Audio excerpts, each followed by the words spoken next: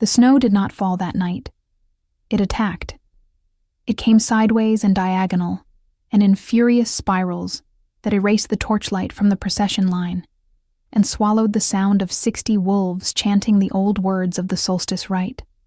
Serena Vale pulled her ceremonial cloak tighter around her shoulders and told herself she was not afraid.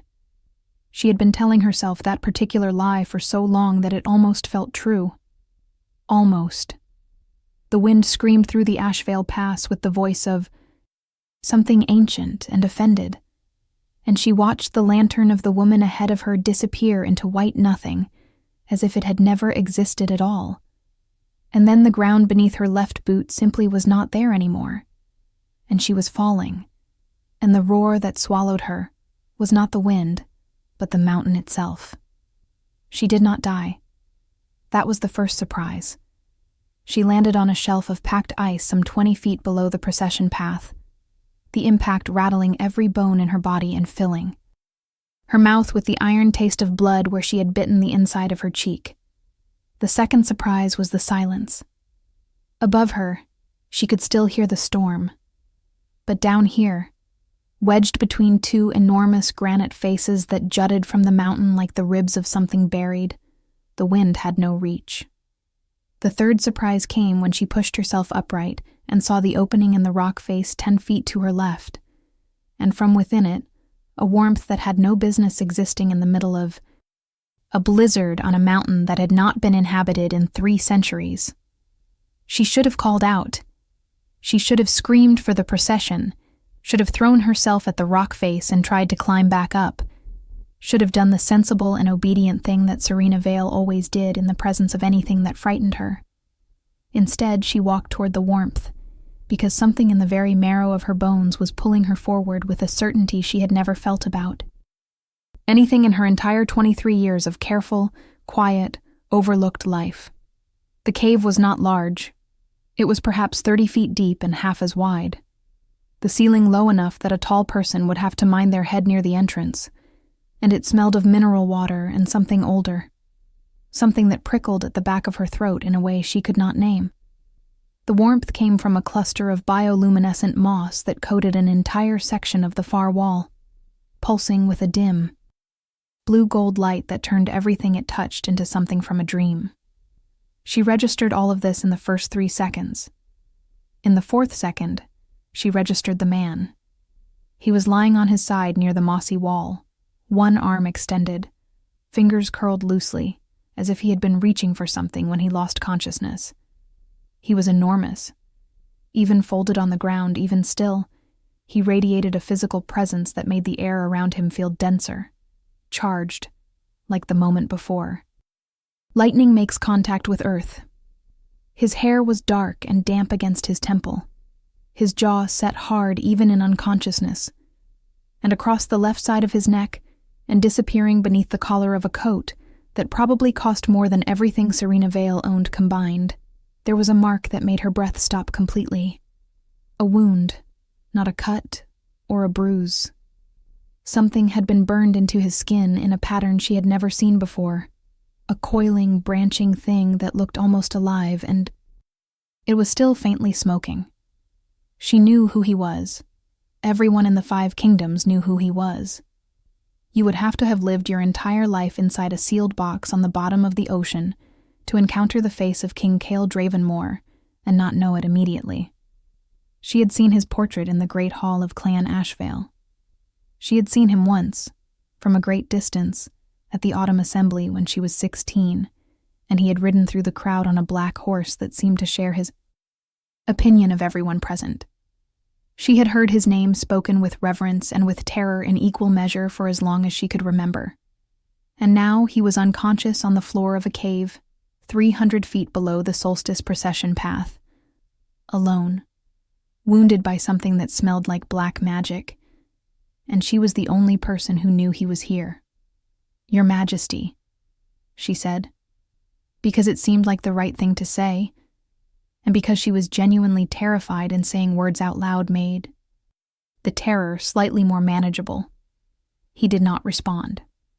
She crossed the cave and crouched beside him and put 2 fingers against his throat, the way her adoptive mother had taught her, searching for the pulse. It was there. Strong, actually. Stronger than she expected for someone who looked like he had been through something catastrophic.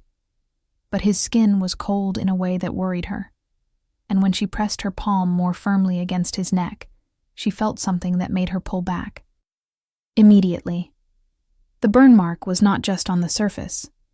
She could feel it beneath her hand like a second heartbeat, sluggish and wrong, pulsing in a rhythm that was completely out of sync with his actual pulse. Whatever had been done to him, it was still doing it. If you are enjoying this story, do not forget to leave a like and subscribe to the channel for more emotional stories like this one. Serena sat back on her heels and looked at the cave entrance, where the blizzard had in the last 2 minutes upgraded from catastrophic to something that did not have a word in the common tongue. She could see the snow already beginning to pack against the lower portion of the opening. She thought about climbing. She thought about leaving. She thought about what it would mean to walk away from the unconscious king of the 5 kingdoms, in a cave on a mountain during the worst storm in a decade, with a magical wound burning through his skin. Then she thought about what it would mean to stay. She had never been the kind of person to whom extraordinary things happened. She had spent her entire life being the person standing slightly to the left of the extraordinary thing, watching it happen to someone else.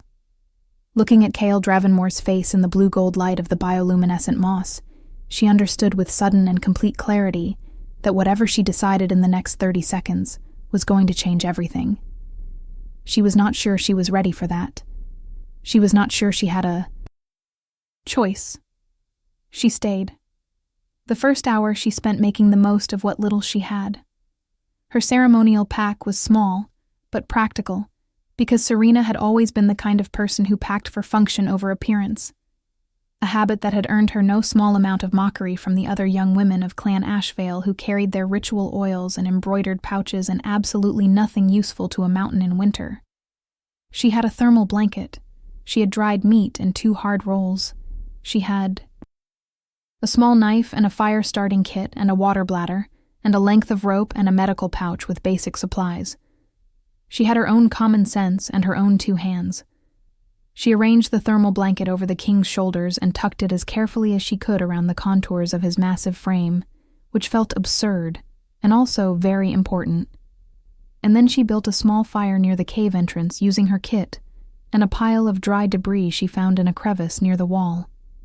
The smoke went out rather than in, which meant the cave had some kind of natural ventilation she could not see. Good. She was grateful for small mercies. She examined his wound more carefully by firelight. The burn was extensive, starting below his left ear and spreading across his neck and down beneath his collar, and it was not healing the way a werewolf's wound should heal. She knew enough about lichen physiology from years of living among them, as the only non-shifting member of her adoptive family, to understand that a healthy wolf healed minor damage in minutes and serious damage in hours. This wound had clearly been inflicted some time ago, probably before the storm began based on the state of his clothing, and it was not closing. It was not even trying to close. The magic in it was suppressive, she thought. It was not just burning him. It was holding something down. His Lobo. She understood it suddenly with a clarity that felt borrowed, as if the thought had come from somewhere outside her. Own mind. The mark was suppressing his wolf. She had heard stories about such things. Old war-era accounts of blood magic used to strip alpha wolves of their ability to shift, to weaken them to the level of humans or below. She had always assumed those stories were exaggerated. Looking at the smoking, branching mark on the king's neck, she revised that assumption thoroughly. "You are going to be all right," she told him, because she needed to say it to someone, even if that someone could not hear. Her. "I do not know who did this to you, and I do not know how to undo it, but you are going to be all right." She paused. "I realize you are a king, and I am an Omega with no wolf, and you would not normally take reassurance from someone like me. But you do not currently have better options, so—" He did not respond. She had not expected him to. She settled herself against the cave wall with her knees pulled up and her back straight. and began the very unglamorous work of watching over the most powerful man in the known world through a blizzard that showed absolutely no signs of stopping. He woke 3 hours later. She knew the moment he was coming back to consciousness because the energy in the cave changed. It was subtle, like the pressure shift before a thunderstorm, but it was unmistakable. She was already sitting up straighter when his eyes opened, and even then, even prepared, the impact of his full attention landing on her was like being hit with something physical. His eyes were the color of deep water in winter, gray-blue and absolutely bottomless, and they focused on her with an alertness that was jarring for someone who had been unconscious 30 seconds ago. "Who are you?" he said. It was not a question, precisely. It was the kind of statement that expected an answer, simply because he had made it. "Serena Vale, Clan Ashvale. I fell from the procession path during the storm." She kept her voice steady through what felt like enormous effort. "You were already here when I arrived. You have been unconscious for approximately 3 hours." He was quiet for a moment, taking inventory of himself with his eyes still on her face. She watched him register the thermal blanket, the fire, the fact that he was alive, and the wound on his neck had not progressed further. Something shifted in his expression that she could not quite name. "You treated the wound. I did what I could. I do not have anything in my kit that addresses magical suppression curses. Unfortunately, you were not healing on your own." "No," he agreed. He pushed himself upright slowly, and she stopped herself from offering assistance, because something told her very clearly that he would not welcome it.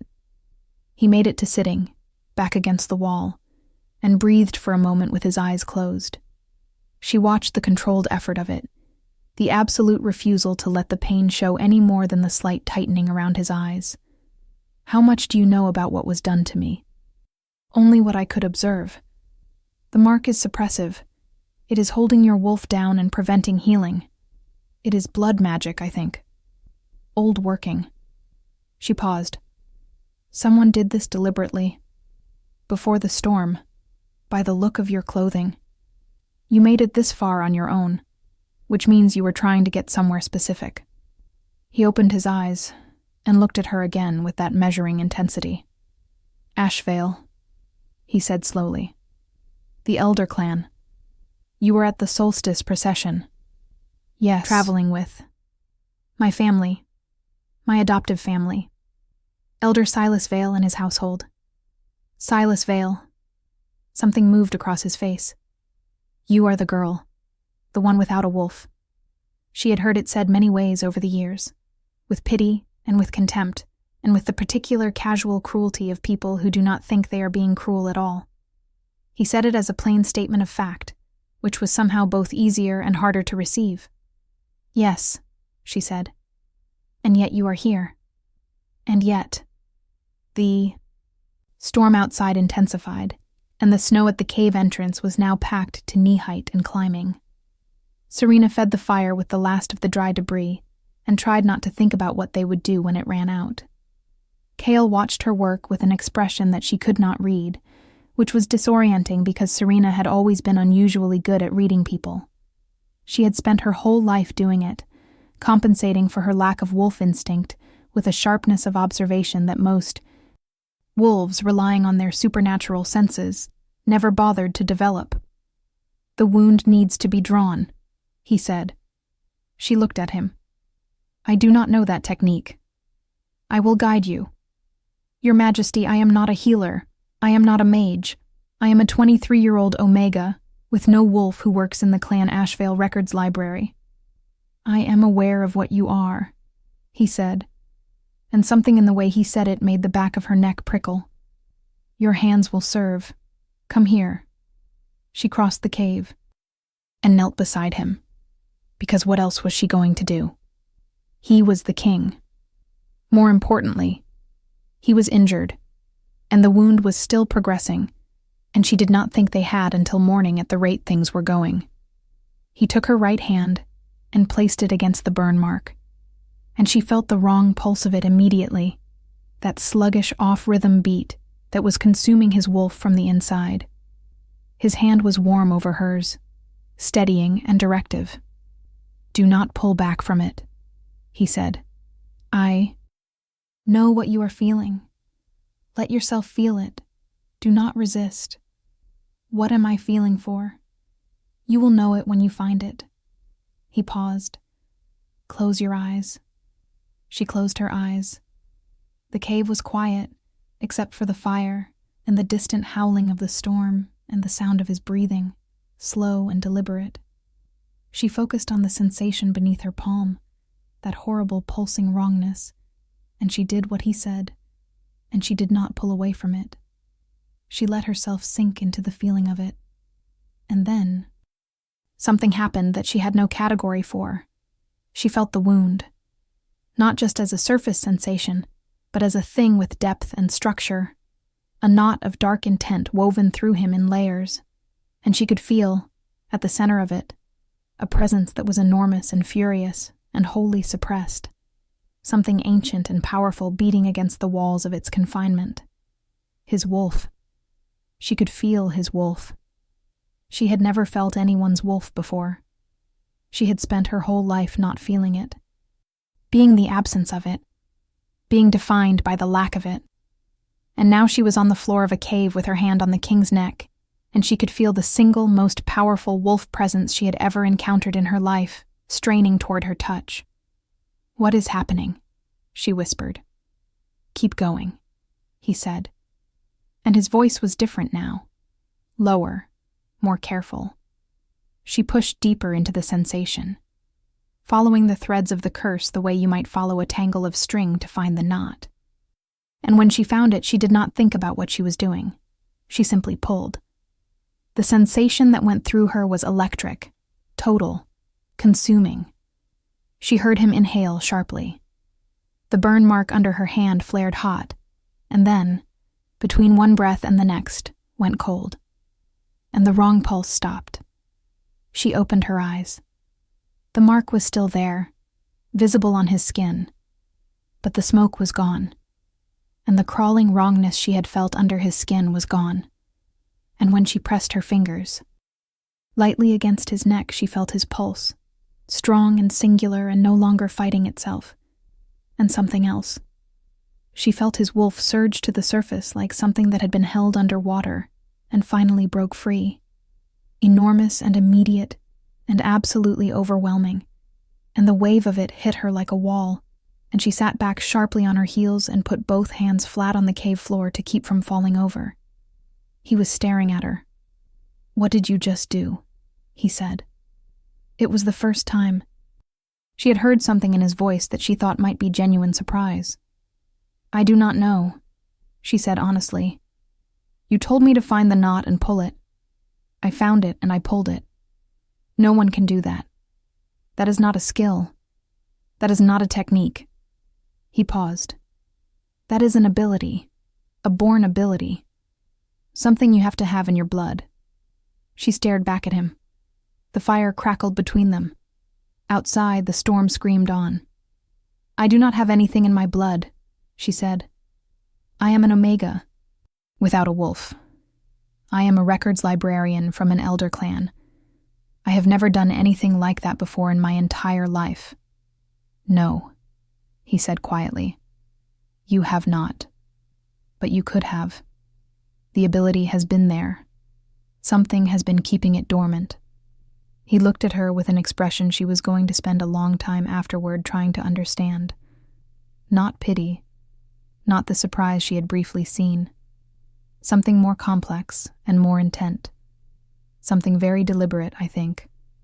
What do you think will happen next? Leave your predictions in the comments below. The night passed in fragments.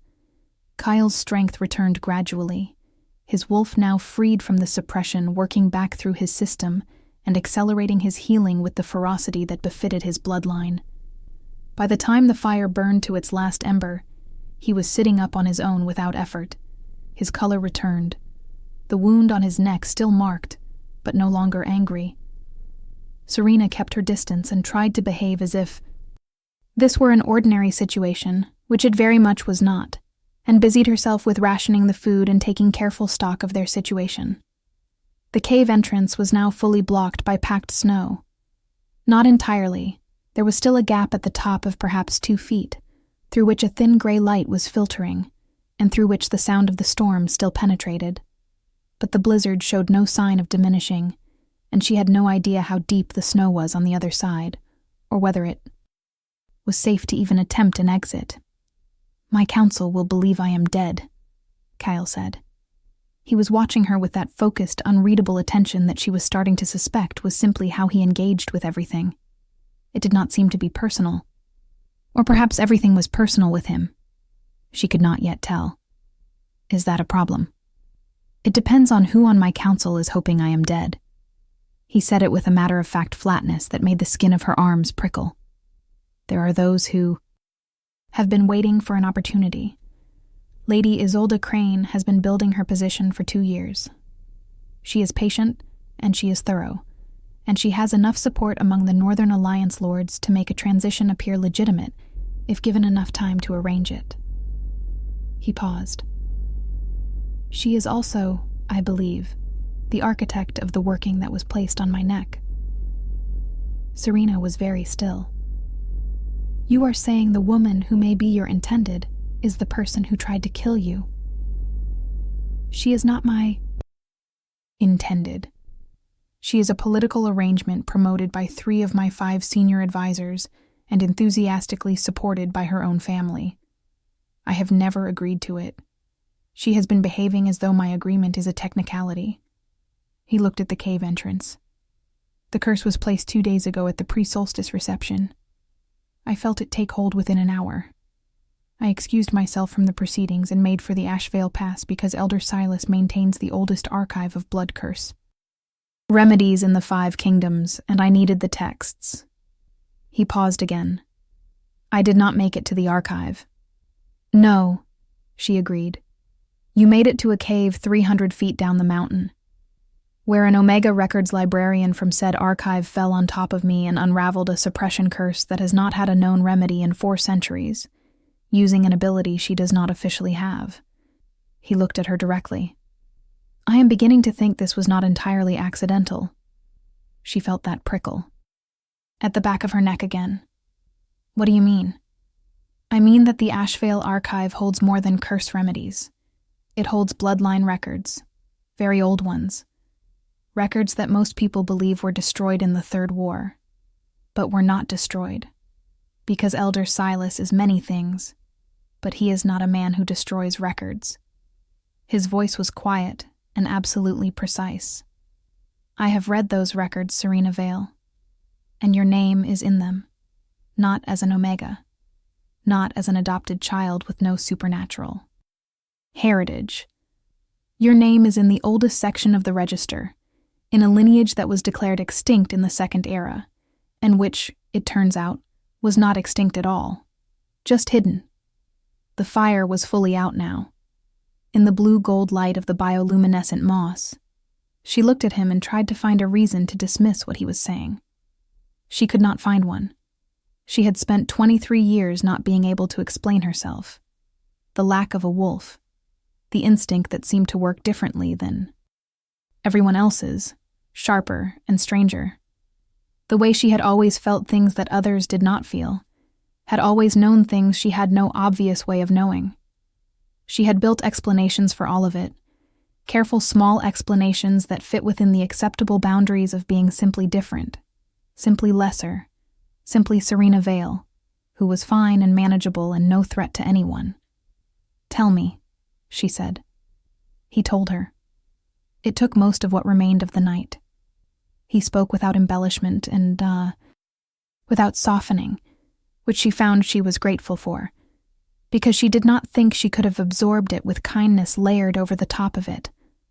The Valeran bloodline, the oldest recorded supernatural lineage in the 5 kingdoms, predating the Alpha hierarchy itself, predating the pack structures and the claiming rituals and the formal establishment of the Lycan courts.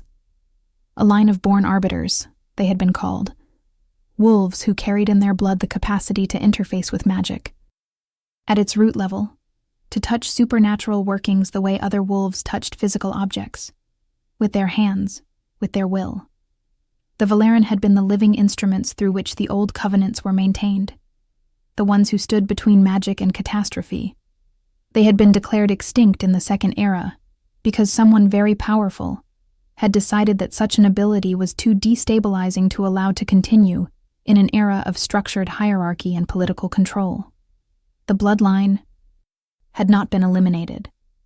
It had been scattered and hidden, its members bound under suppression workings that masked their abilities from birth, allowing them to live as ordinary pack members, ordinary Omegas, ordinary invisible people who cataloged other people's histories in records rooms.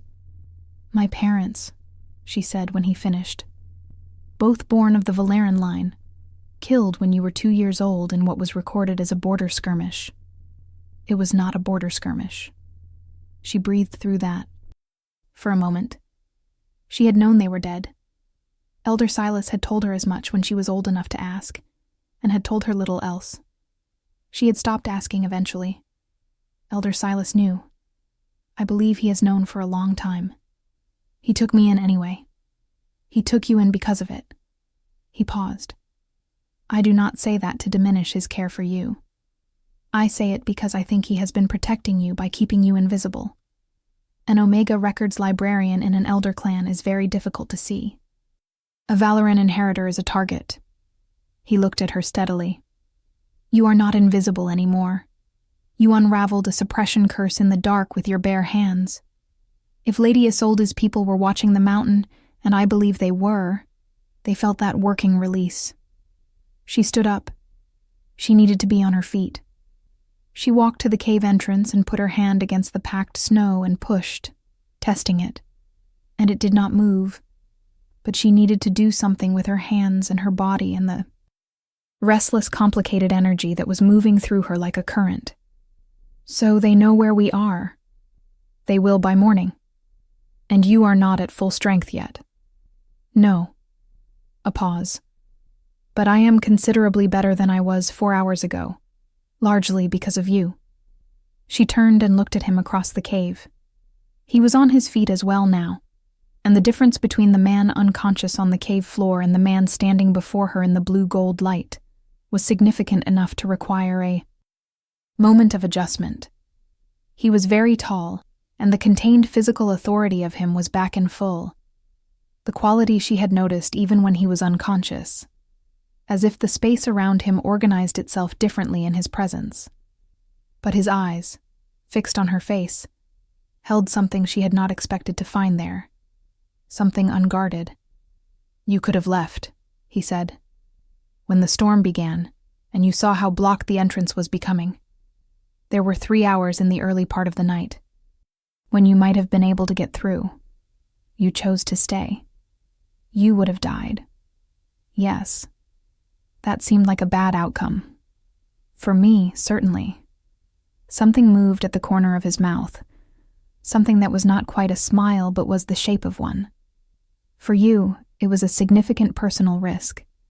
You did not know who I was when you made the decision. I knew you were a person who was hurt and alone. You knew I was a large unconscious man with a magical wound in an inaccessible cave. During a blizzard. I stayed, she said simply. I do not need to make a thesis out of it. He looked at her for a long moment.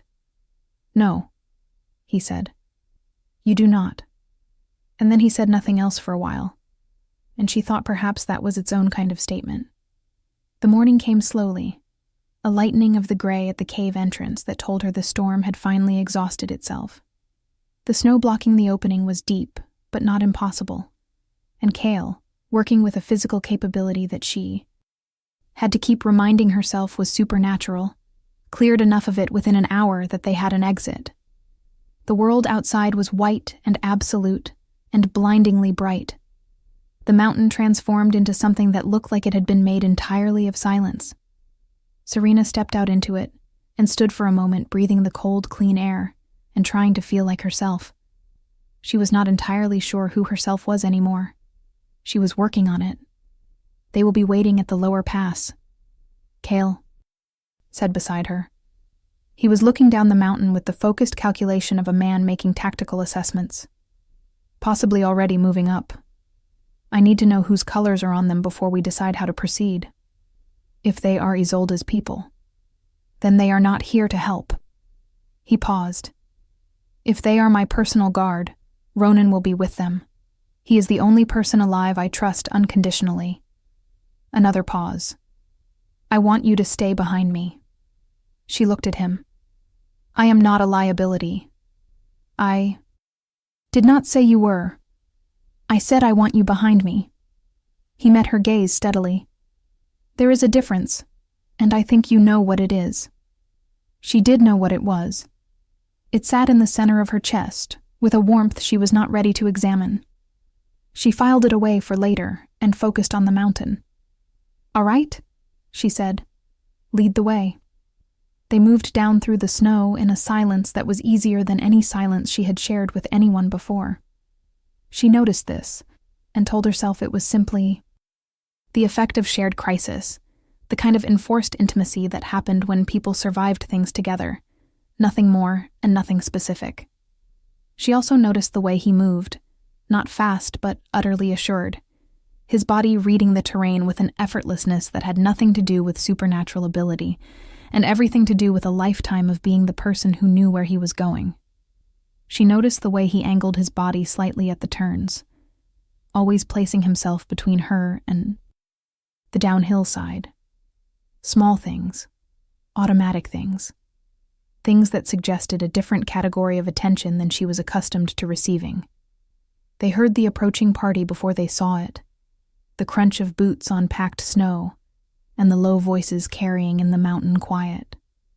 Kyle stopped and held up a hand, and she stopped beside him. They waited. 3 figures came around the rock face 20 feet below them, and Serena watched Kyle's shoulders drop a fraction of an inch, which she had already learned was his version of visible relief. Ronan, he said. The man at the center of the 3 stopped and looked up at them, and a complicated expression moved across his face so quickly that she almost missed it. He was broad and dark, and moved like someone who had been trained to fight in very small spaces, and the look he gave Kale managed to contain both profound relief and the specific exasperated love of someone who has spent years managing a very difficult person they care deeply about. Your Majesty, he said. You look considerably better than I expected, given the circumstances. The circumstances were managed. Kale moved down toward them, and she followed. What is the situation at court? Lady Crane has called an emergency council session for midday. She has proposed a declaration of presumed death in your absence, and is requesting that the Regency protocols be activated. Ronan paused. She moved quickly. She always does. She had this prepared. He reached the level ground where Ronan and the 2 guards stood, and she came up beside him, and Ronan's eyes moved to her with a sharp attention. Serena Vale, Clan Ashvale, Kale said. She was on the solstice procession and found me in the cave. She removed the suppression working. Ronan looked at her with an expression that recalibrated visibly twice in the space of 2 seconds. She removed a blood curse suppression. With her hands. Another recalibration. Does she know? She knows. Ronan looked at her again, and she met his gaze directly because she had been doing that her whole life with people who expected her to look away, and after a moment he nodded once, the specific nod of someone updating a significant amount of information simultaneously.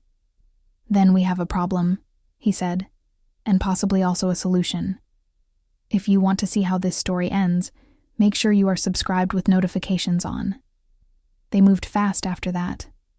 Fast down the mountain, fast through the lower pass, fast along the road that cut through the valley between the Ashvale peaks and the broader territory of the Central Kingdom. Kale sent one of the guards ahead on horseback with a sealed message that she did not ask about. He answered her other questions without being asked, which she found was characteristic of him, in a way she had not expected. This specific generosity of information, as if he had decided something about her, and was acting on that decision without further deliberation. He told her about the emergency council session, and what Isolde was likely trying to accomplish. He told her about the blood curse working, and who had the skill to construct it, which narrowed the field considerably and pointed toward a mage who had been in the lady's household for 3 years. He told her what returning to court would mean, both for him and for her.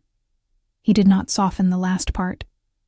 "When you walk through those doors," he said, "you will not be invisible anymore. There is no going back to the records room, Serena. Not safely. Not once it becomes known what you can do." "I know," she said. "You are taking it remarkably well." "I have been waiting for my life to make sense for 23 years, she said.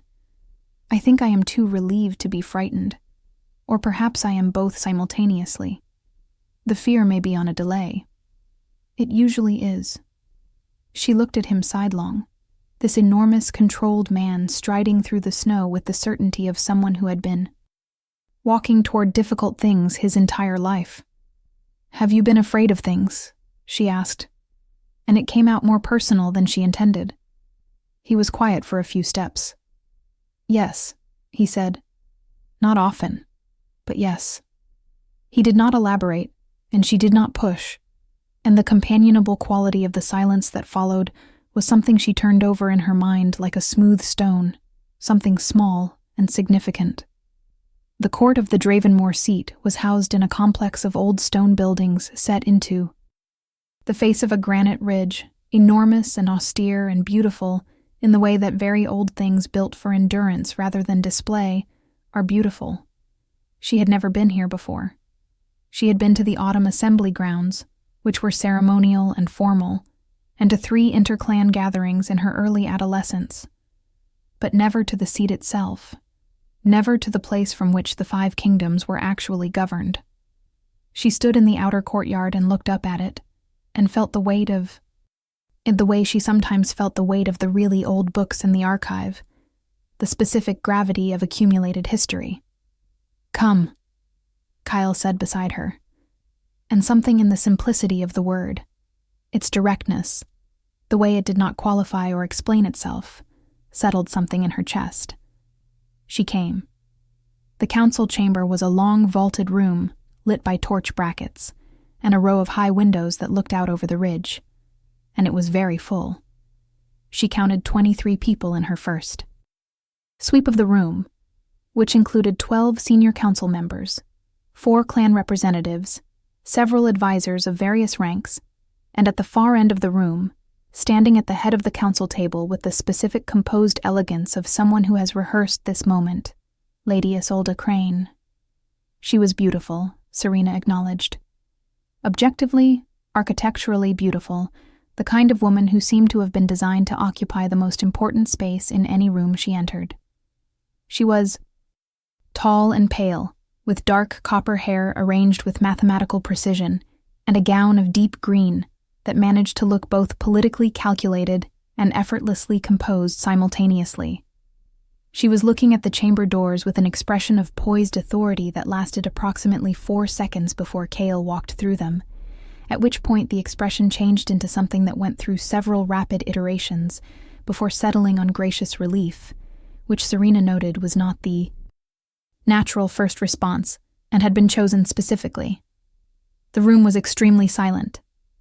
"Your Majesty," Isolde said, and her voice was perfect, warm and measured, and carrying exactly the right amount of emotional resonance, like a musical instrument played by someone who has spent years practicing the precise note required for each occasion. "We feared the worst. We are so relieved to see you well." "Are you?" Kyle said pleasantly. He walked the length of the room with the unhurried certainty of someone who is entirely aware that every eye is on him, and finds this neither flattering nor concerning, but simply factual. He stopped at the center of the table and looked around at the assembled council with an attention that was thorough and specific, like a man counting something. "I imagine my return creates some logistical complications." A weighted pause moved through the room. Isolde's expression held. She was very good. "We have been concerned for your safety, sire. Nothing more. The suppression working was placed on me at the pre-solstice reception," Kale said, still in that pleasant, conversational tone. It was constructed by a practitioner with significant blood magic capability. The working was designed not only to suppress my wolf, but to ensure I could not heal and would weaken progressively. Whoever constructed it intended my death to appear natural. A king found dead in the mountains during a winter storm would not raise questions. He paused. I wonder if Lord Crane's household mage, a master etic of Vareth province, who has been resident with Lady Isolda's family for 3 years and who was present at the pre-solstice reception, would have any insight on that matter. Every person in the room was very careful about where they looked. Isolde did not move. Her composure held with an impressiveness that Serena could almost admire, if she were not thinking about a smoking burn mark in a cave and 3 hours of sitting beside an unconscious king in the dark. Those are very serious allegations, Your Majesty. They are facts, not allegations. I have the working signature. I have Ronan's investigation of the past 48 hours. I have testimony. He turned slightly and extended his hand toward the door, where Serena was standing, and it was the first time he had made any gestural reference to her presence. And the effect of it on the room was immediate and total, every head turning toward her with a collective attention that she absorbed. By fixing her gaze on a point slightly above the heads of the council and breathing deliberately. Serena Vale, of Clan Ashvale. She was present on the solstice procession and found me in the cave where I had taken shelter. She is the person who removed the suppression working from my system. He paused. She is also the reason I am standing in this room rather than being discussed in my absence. I would ask the council to consider that carefully. The silence in the chamber after he finished. Speaking had a different quality than the silence before. It was denser, charged with a specific kind of reckoning that she could feel in the air the way she had learned to feel things in the air since yesterday, with more sensitivity and less filtering than she had previously allowed herself. Isolde turned to look at her properly for the first time. The assessment in her gaze was rapid and surgical, and told Serena immediately that this woman had long experience evaluating threats and was doing so now with impressive efficiency.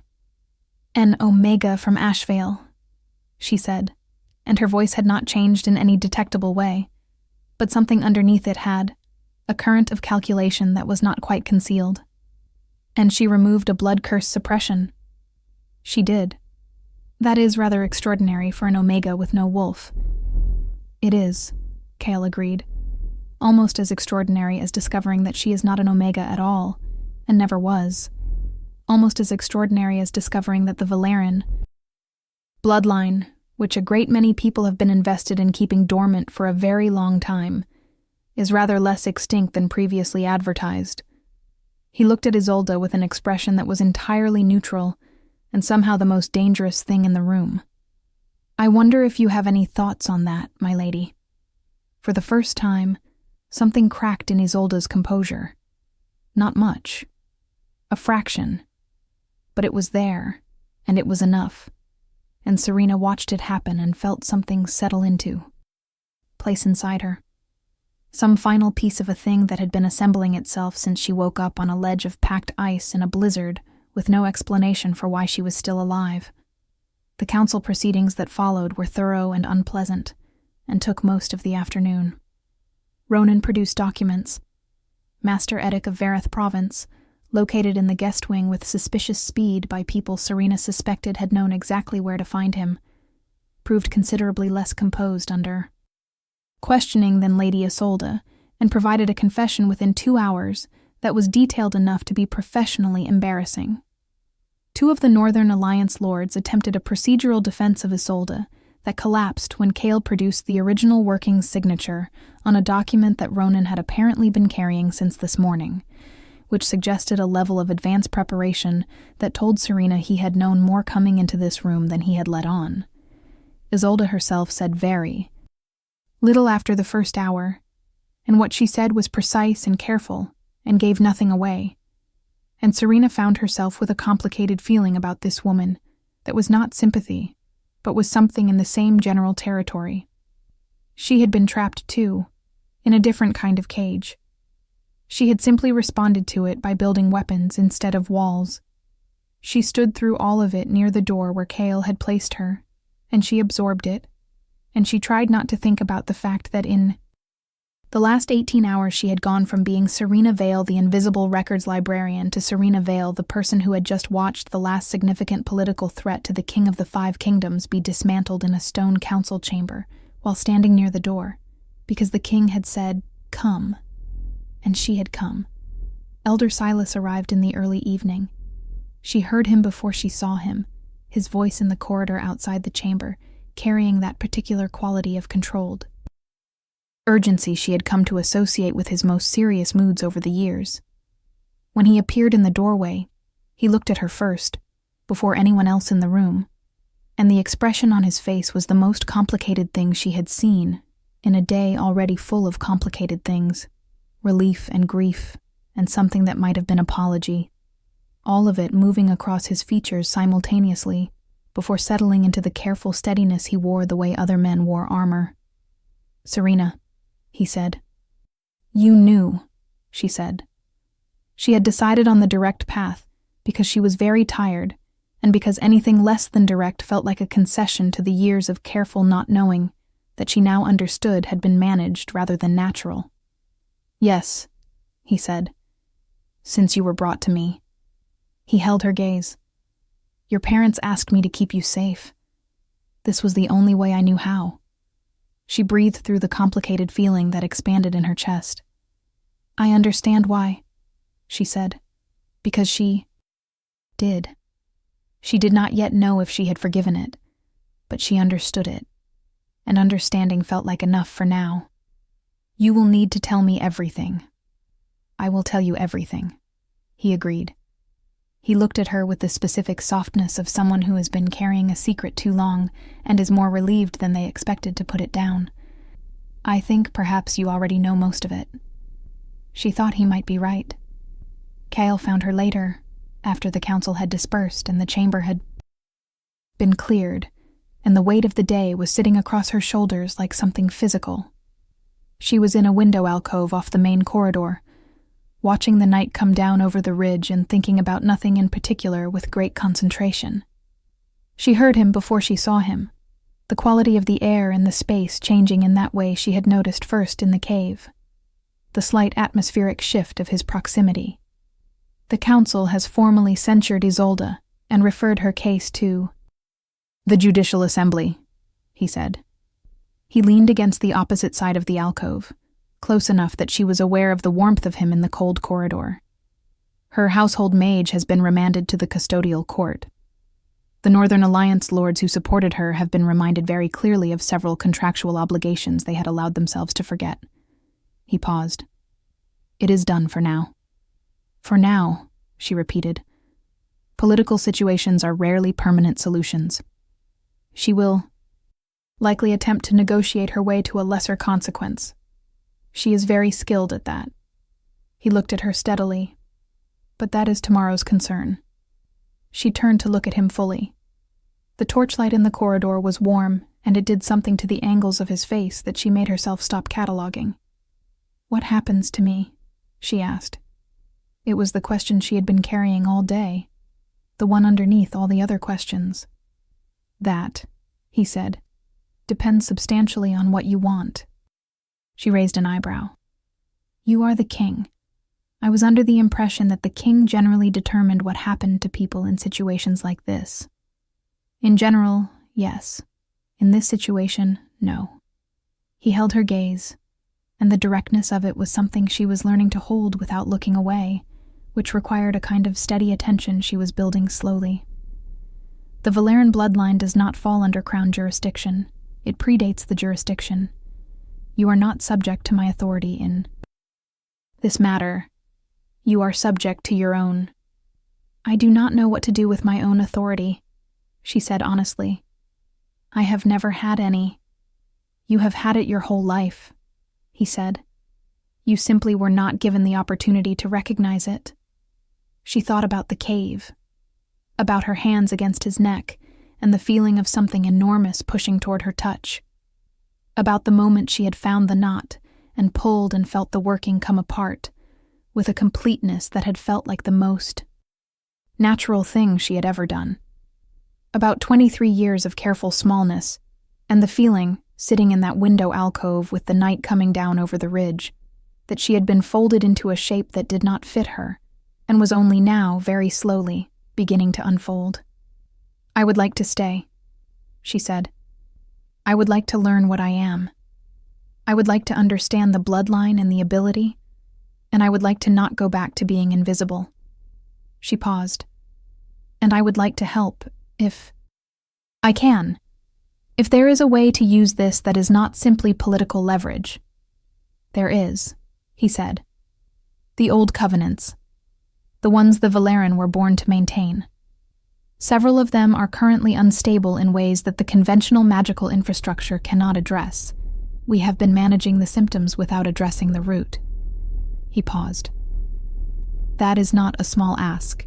It is dangerous work, and it requires someone who is willing to put themselves in direct contact with very old and very powerful forces on a regular basis. I spent last night with my hand on a blood curse suppression working that was actively trying to destroy the most powerful wolf in the 5 kingdoms," she said. "I think my threshold for dangerous may need recalibrating." Something moved in his eyes, warm and specific. "Yes," he said. "I think it may." They stood in the alcove with the night outside the window and the torchlight warm between them, and she thought about the mate bond, the concept she had heard, discussed all her life as something she would never experience because she had no wolf to recognize it. And she thought about the way the air changed when he was near, and the way his wolf had pushed toward her touch in the dark of the cave. And she thought about the fact that none of the conventional frameworks she had been given applied to her situation. And perhaps they never had. Perhaps the reason nothing had ever felt like it fit was not because she was lesser, but because the shape she had been trying to fit herself into had never been made for her. "I should tell you something," he said, and his voice had dropped to a register she had only heard from him a handful of times, low and careful and entirely unguarded. "Tell me," she said. "The reason the mark responded to you, the reason your ability activated in that specific moment, in contact with that specific working." He held her gaze steadily. "Blood curse suppressions are constructed to resist the host's own wolf, which is why they are so effective against alphas. But they have no defense against a bonded response. A mate's direct contact can unravel them from the inside because the bond is not subject to the same magical framework as individual wolf ability." He paused. "My wolf recognized you the moment you touched me. That is why it pushed toward you.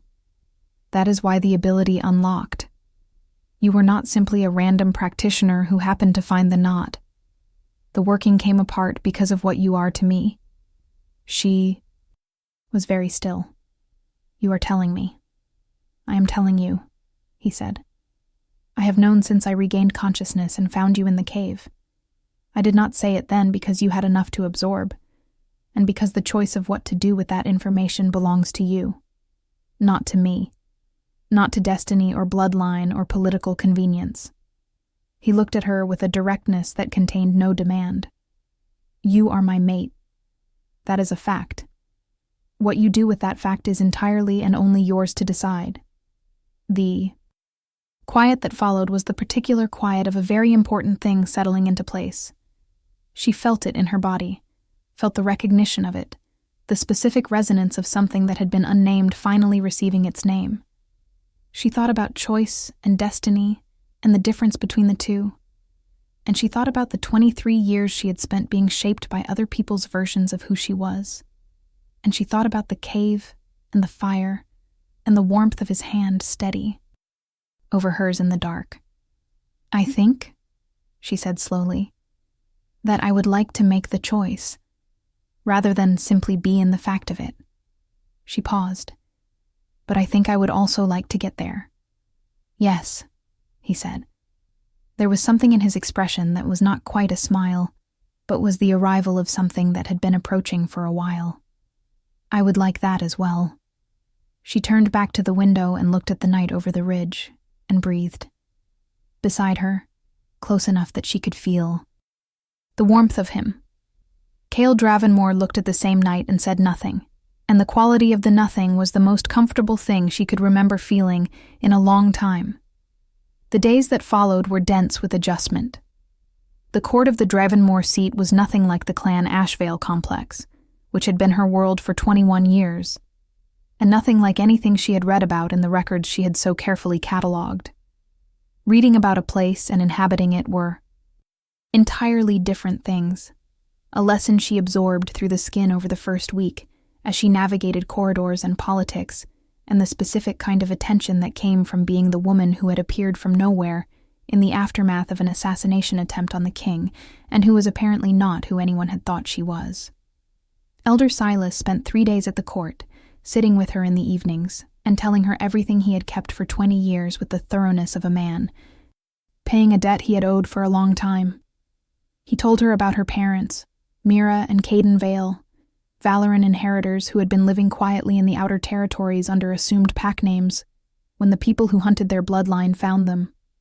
He told her about being given a 2-year-old girl wrapped in an ordinary blanket with no documentation and a note in Mira's handwriting asking him to keep her safe and ordinary and unseen for as long as necessary.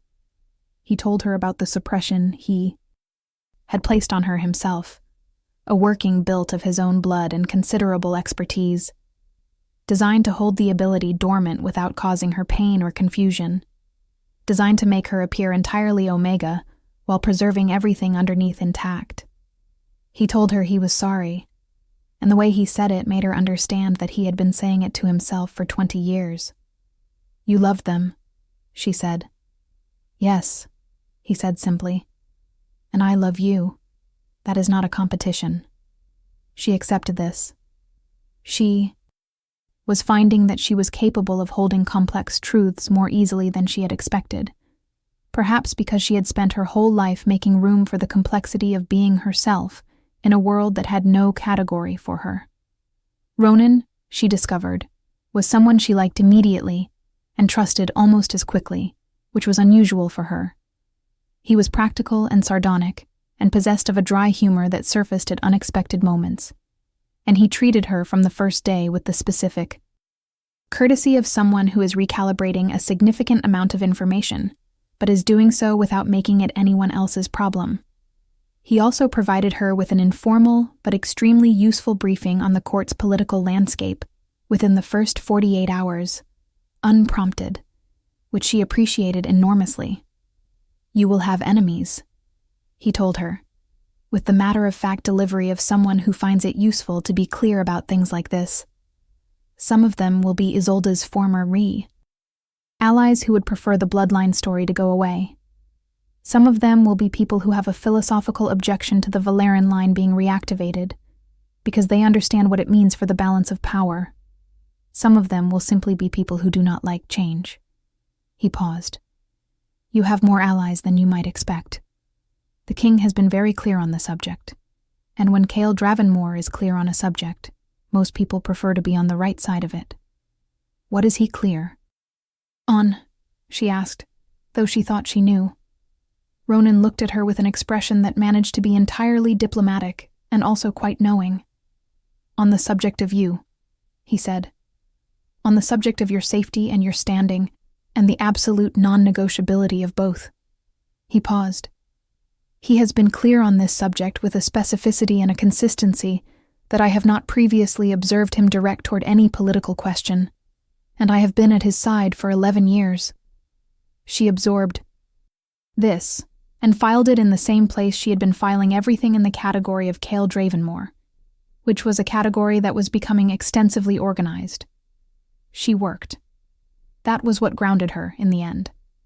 The old covenant records were in worse shape than she had expected, 3 of the 7 primary covenants showing the kind of instability that the court's conventional magical advisors had been treating with patches and workarounds for decades because they had no Valeran to address.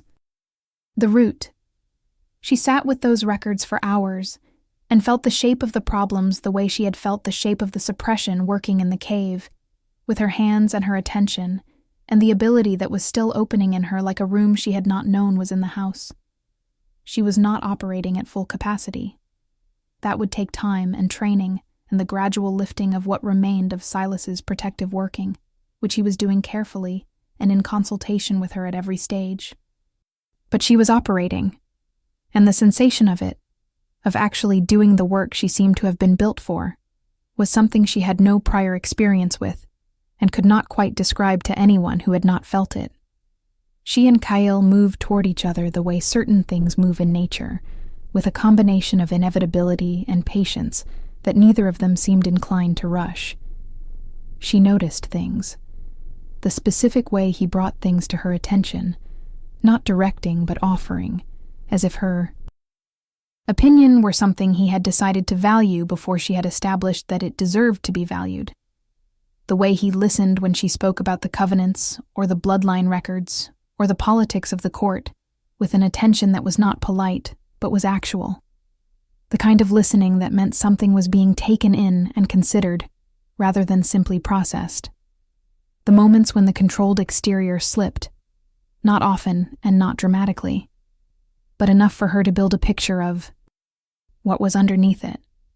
She catalogued all of this the way she had always catalogued things in the records room, carefully and completely, and she understood that she was making a decision, and that the decision was being made with more information than she had ever had access to before.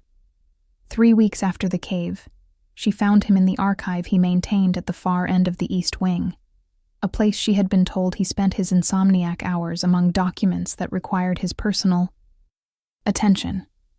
It was late, and the corridor was quiet, and she knocked on the door because walking into the room unannounced felt like a statement she was not yet ready to make. "Come in," he said. She came in. He was at the center table with papers and a cup of something that was probably cold by now, and he looked up at her with the attention that was never anything less than full and never made her feel assessed rather than seen. And she stood in the doorway for a moment and looked at him and made the decision she had been approaching for 23 days. "I want to get there," she said. He understood immediately, because he had been paying attention, because that was what he did. He stood, slowly, and the careful hope in his expression was the most unguarded thing she had seen on his face in 3 weeks, and it did something significant to her chest. "Yes," he said. She crossed the room. She did not rush it. She had spent 23 years being folded small, and she wanted to take up the space of her own choosing, and she wanted to feel every step of the crossing. She stopped in front of him and looked up at him, and he was looking at her with that specific directness that she had learned by now. Was not pressure, but was presence, a distinction that mattered enormously to her. She put her hand against his neck, against the mark that was still there, faded now but visible, the silver white of healed lichen scar. She felt his wolf in him, fully present and fully unrestrained, enormous and warm, pushing toward her touch the way it had in the dark of the cave when everything was urgent and uncertain, and they did not know what was going to happen next. She pressed her palm flat and felt his pulse under her hand, singular and strong, and she looked up at him and said, "Hello." The sound he made was quiet and involuntary, and entirely unlike any sound she had heard from him before. And then his hand came up to cover hers against his neck, and the warmth of it was the warmth of the cave and the warmth of everything she had been building toward for 3 weeks and longer, much longer, for 23 years of being the wrong shape in the wrong room, and not yet knowing that the room had simply been the wrong room. "Hello," he said. The claiming ceremony was held 6 weeks later, on the night of the winter solstice completion, which the court's astronomers and ritual advisors noted was the longest night of the year, and the night on which the old covenants were traditionally renewed. This was either a coincidence or it was not, and Serena had developed enough familiarity with the way certain things arranged themselves to hold both possibilities simultaneously without needing to resolve them. The great hall of the Dravenmore seat had been prepared according to the old forms, the forms she had spent weeks studying in the archive records, the ritual structure of a Valoran claiming that had not been performed in the 5 kingdoms since the Second Era. Shi Di Xiu stood at the entrance to the hall, in a gown that was the deep indigo of an astronomical night sky, her hair loose around her shoulders in the traditional style, and she felt the weight of what was about to happen with every nerve ending she possessed. Elder Silas stood beside her. "Ready?" he asked, and the word carried everything they had said in the evenings of the past weeks, all the history and the complexity and the love that had endured even through the keeping of a secret. "I have been ready for longer than either of us knew," she said.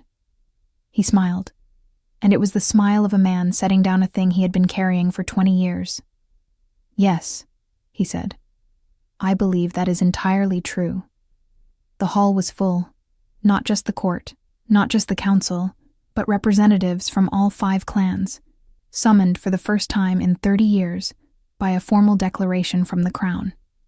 She recognized faces as she walked the length of the hall, members of Clan Ashvale, who had known her as the Omega without a wolf, elders from the other clans who were seeing her for the first time, 100 different expressions of 100 different recalibrations happening simultaneously in the torchlit air.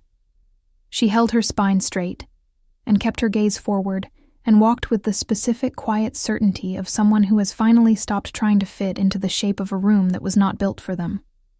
Kale was at the center of the hall, at the traditional ceremonial position, and the sight of him in the formal attire of the claiming rite, the deep charcoal of ancient lichen ceremony, was something that stopped her breath for a moment before she recovered and kept walking. He was watching her walk toward him with an expression that was entirely and undisguisedly open. No controlled exterior, no measured neutrality. Just the particular look of a person watching someone they love move toward them through a room full of witnesses. She reached him. Serena Vale of the Valeran bloodline. The ceremony's officiant began, the ancient words that she had read in the archive records, and was now hearing spoken aloud for the first time in living memory. "You come of your own will to this claiming." "I do," she said. Her voice was steady. "Kyle Dravenmore, Alpha King of the 5 Kingdoms," the officiant continued. "You claim of your own will, and in the sight of the old covenants." "I do," he said, and his voice was the quietest she had heard it, stripped of everything that was. Performance. She extended her right hand, and he extended his, and the officiant bound them together with the ritual cord, the old gesture of equivalence that said, "These two are equal in this bond, neither over nor beneath." And she felt the warmth of his hand against hers, and the pulse of his wolf against her palm, and the recognition that moved through her was the same recognition she had felt in the cave, enormous and undeniable, except that now she was choosing it with her eyes open and her feet planted and her whole self present. She felt the last of Silas's protective working lift from her completely in that moment, felt it dissolve like snow in warmth, and the ability that opened in the wake of it was staggering in its breadth, so much larger than what she had been working with, so much more fully itself than anything she had previously accessed. She felt the covenants in the earth beneath the hall, felt all 7 of them, the 3 that were stable and the 3 that were struggling, and the one that had been close to failing for decades, felt them the way she felt things with her hands, with immediate direct knowledge. She felt the old magic in the hall responding to her presence the way it had always wanted to and been prevented from doing. She felt the 5 kingdoms in a way that had no description. And she felt Kale's wolf, fully and completely and without any barrier between them, enormous and ancient and entirely hers, looking at her with the same recognition she felt, in the marrow of her own bones. "Serena," he said, softly enough that only she could hear it. "I know," she said. The hall erupted. She had expected the formal response, the ritual acknowledgement from the assembled representatives, the procedural completion of the ceremony. She had not expected the spontaneous quality of what actually happened, the sound that went through the room not as formal response but as genuine reaction, as the particular collective exhale of a large group of people who have been watching something unresolved for a long time finally resolve. She heard Ronan's voice from somewhere to her left, saying something that she suspected was profoundly undignified and entirely sincere. She heard someone weeping, which she was fairly certain was Elder Silas. She heard the stamping of feet on the stone floor, the old lichen expression of approval that went back further than words. She looked at Kyle. He was looking at her. His expression was the expression she had been, cataloging for weeks, and could now simply name for what it was. "Welcome," he said, "to the right room." She laughed, which surprised both of them, and the warmth of it in the torchlit hall was the warmth of the cave, and the warmth of the archive, and the warmth of every evening in the alcove watching night come down over the ridge, compounded and present, and entirely real. "I think," she said, "I was always going to end up here." "Yes," he said, "I think you were." In the weeks that followed, she worked on the covenants with the full capability of her unlocked ability, and the first of the 3 unstable workings stabilized within a month, which the court's magical advisors described as unprecedented, and which she described as simply doing what the thing needed. The second took 3 months, and the third was harder, and took the better part of a year, and required Kale to stand beside her through 7 consecutive nights of sustained working that left her exhausted in ways she had not known she could be exhausted, but it held when it finished, and the holding of it was a permanent stabilization that had not existed in the covenant structure since the Second Era. Isolde Crane's trial before the Judicial Assembly resulted in exile to the Eastern Territories, a sentence that acknowledged the severity of her actions and also acknowledged that destroying her entirely served no one, a compromise that satisfied no one completely, and therefore was probably approximately right. The Northern Alliance lords renegotiated their contracts under considerably less favorable terms. Master Edic of Varath Province received a sentence that was both just and comprehensive, and which Ronan described as appropriately educational. Elder Silas returned to Clan Ashvale with what she thought was a lighter step than she had ever seen him carry, and she visited him 3 times in the first year, and wrote to him every week, and the letters were long and complicated, and contained everything that the years of careful ordinary life had not allowed them to say, and she thought they were both better for the saying of it. She was not invisible anymore. She was Serena Dravenmore of the Valoran bloodline, Queen of the 5 Kingdoms, the woman who had spent 23 years in a records room and had fallen off a mountain into the most important night of her life. And she was exactly the shape she had always been, taking up exactly the space she had always deserved, in the room that had always been waiting for her.